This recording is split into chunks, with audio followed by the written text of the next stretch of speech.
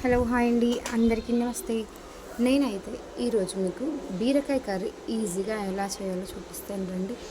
ఎంతమందికైనా ఈ క్వాంటిటీతో తయారు చేశారంటే చాలా బాగా కుదురుతుంది అండ్ కర్రీ కూడా చాలా టేస్టీగా వస్తుంది. కొంచెం కూడా మిగల్చకుండా తినేస్తారు అందరూ.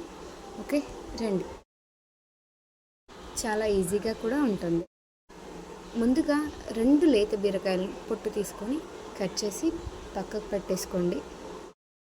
అవును, మీలో ఎంతమందికి బీరకాయ పుట్టు పచ్చడి కర్రీ తెలుసో కమెంట్ చేయండి. అండ్ మీలో ఎంతమందికి తెలీదో కూడా కమెంట్ చేసేయండి. సరే, ఇప్పుడు నేనైతే కర్రీ ఎలా చేయాలో చూపిస్తాను రండి. 2 బీరకాయలని కట్ చేసుకొని పక్కకు పెట్టేసుకొని, అలాగే ఒక 3 ఆనియన్స్ని, 2 టమాటాలని, 2 పచ్చిమిర్చిని కూడా కట్ చేసి పక్కకు పెట్టేసుకోండి. అలాగే కొద్దిగా కొత్తిమీర, ఒక రెమ్మ పుదీనా అండ్ అలాగే 2 రెమ్మల కరివేపాకుని పక్కన పెట్టేసుకోండి.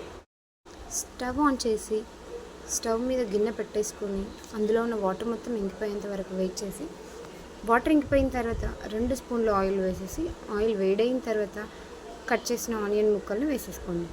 ఆనియన్ కొంచెం వేగిన తర్వాత 2 పచ్చిమిర్చి చీలికలను వేసుకొని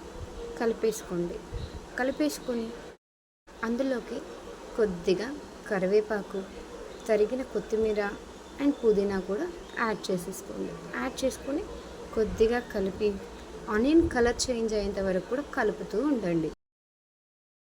ఆనియన్ కలర్ చేంజ్ అయిన తర్వాత 1 స్పూన్ అల్లం వెల్లుల్లి పేస్ట్ యాడ్ చేయండి. అల్లం వెల్లుల్లి కొంచెం వేగిన తర్వాత చిటికెడు పసుపు వేసి కలుపుకోండి. పసుపు కూడా వేగిన తర్వాత కడిగి ఉంచుకున్న బీరకాయ ముక్కల్ని ఇందులో యాడ్ చేసేసుకోండి.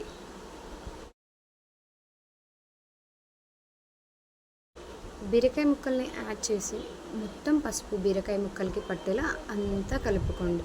అలా కలుపుకున్న తర్వాత 1 స్పూన్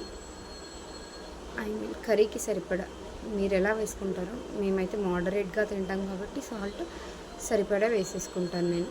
మీ టేస్ట్కి తగ్గట్టుగా సాల్ట్ వేసేసుకొని ఒక 2 to 3 మినిట్స్ స్విమ్లో పెట్టేసుకొని మగ్గించుకోండి. ఇలా 2 to 3 మినిట్స్ తర్వాత మూత తెచ్చి చూస్తే కర్రీలో నుంచి వాటర్లో బయటకు వస్తూ ఉంటాయి. అలా వస్తున్నప్పుడు కట్ చేసిన 2 టమాటా ముక్కలని కర్రీలోకి యాడ్ చేసి మళ్ళీ ఒక్కసారి కలుపుకున్న తర్వాత ఆ టమాటాలు కూడా మెత్తబడేంత వరకు ఉడకనివ్వండి. మూత పెట్టేసుకొని ఒక 2-3 నిమిషాలు బాగా ఉడకనివ్వండి. 2-3 నిమిషాల తర్వాత టమాటా పూర్తిగా మగ్గేసి ఉంటుంది. అలా మగ్గిన తర్వాత 1.5 స్పూన్ కారం వేసి బాగా కలపండి. అలా కలిపిన తర్వాత 1 టేబుల్ స్పూన్ ధనియా పౌడర్ వేయండి. ధనియా పౌడర్ వేసాక, ఇది ముదిరిన బీరకాయ కాబట్టి లేత బీరకాయ అయితే 1/2 గ్లాస్ సరిపోతుంది. ముదిరిన బీరకాయ అయితే 1 గ్లాస్ కంపల్సరీ. 1 గ్లాస్ వాటర్ పోసి ఒక 5 to 10 మినిట్స్ మరిగించారండి. ఆ తర్వాత ఇలా దగ్గరకు అవుతుంది. ఇలా దగ్గరకు అయిన తర్వాత కాస్త కొత్తిమీర, కసూరి మేతి వేసి ఒక 5 మినిట్స్ మగ్గిన తర్వాత కూర దగ్గరకు వచ్చేస్తుంది. అలా వచ్చిన తర్వాత స్టవ్ ఆఫ్ చేసి వేడి అన్నంలో కర్రీ చల్లారిన తర్వాత వేసేసుకొని తినండి. చాలా అంటే చాలా చాలా చాలా టేస్టీగా ఉంటుంది. ఎవరైనా సరే అదరహం అనాల్సిందే. ఇప్పుడైతే బాయ్ అండి, మళ్ళీ ఇంకో రెసిపీతో వచ్చేస్తాను.